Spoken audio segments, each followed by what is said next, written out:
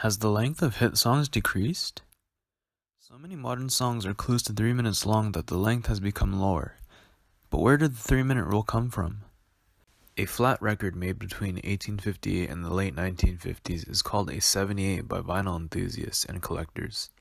It is called that because the record spins at 78 revolutions per minute. The 78 disc severely limits the length that a song can be because only so much music can fit onto the disc. The 78 comes in two sizes, a 10-inch that holds 3 minutes of music and a 12-inch that holds 4. In 1949, RCA Records introduced a 45 RPM disc that quickly overtook the 78 and made it obsolete.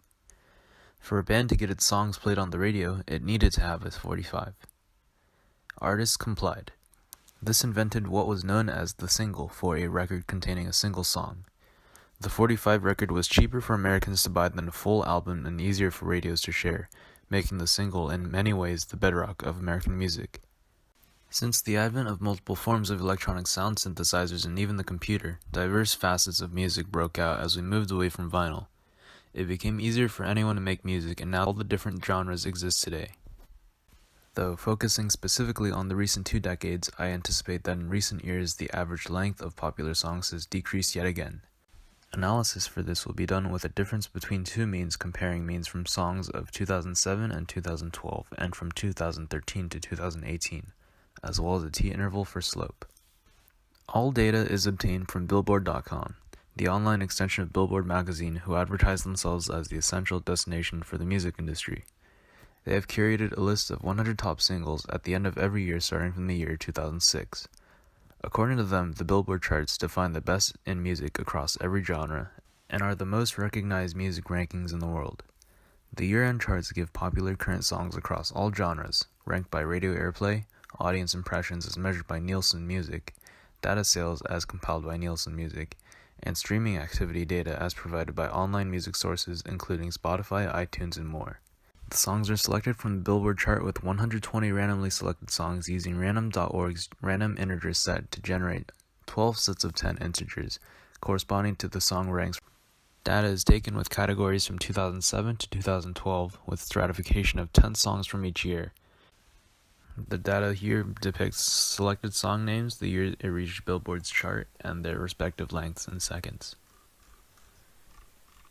With a p-value of 1.8397 times 10 to the negative 4, which is lower than the alpha significance level of 0.01, we can reject the null hypothesis that the average length in seconds of top hit songs from 2007 to 2012 is equivalent to songs from 2013 to 2018. And we have enough evidence to conclude that the average length in seconds of top hit songs from 2007 to 2012 is greater than songs from 2013 to 2018. From the t-interval for slope inference procedure, we are 95% certain that the true decrease in average song length in seconds per year is somewhere between 4.671 seconds and 1.956 seconds per year. From either conclusions, the length of hit songs has definitely decreased within the last decade when comparing songs that have reached Billboard's Top 100 from 2007 to 2018. The difference between two means results in a tiny p-value, revealing that receiving such a difference in average length of songs has a very low probability if there was actually no difference in song length between the two selected block years. The analysis of slope confidence interval was not meant to be taken too seriously, as it would be ridiculous to conclude that songwriters and hit artists have purposefully decreased their song lengths by anywhere from 1 to 4 seconds per year. It was rather meant to just be a way to reveal the slight negative trend and also to assess if a positive slope was still possible with the gathered data points. With no zero included in the interval for the 95% confidence interval, we can be quite certain that there is no positive slope.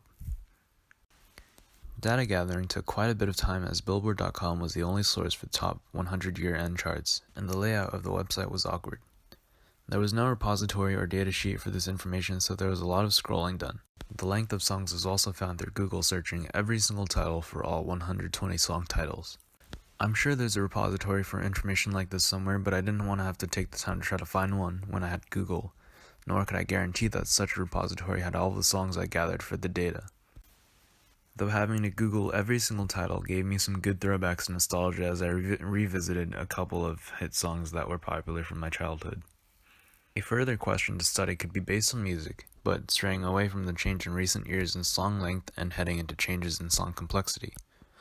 Obviously, complexity seems not all that simple to assess in the first place, and I would have chosen to assess this for the current project if I were better versed in music theory. However, I have a couple of clues of where to start. Popular music today is primarily based around a 4-chord sequence. However, this was not always the case. If you look backwards in music history, it seems that there was a growth in difficulty and development of music.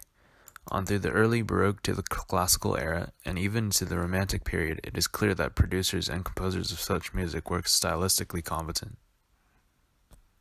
These are just some thoughts. Certainly not what I would consider decent explanations. However, analysis of such a topic could lead to some interesting revelations.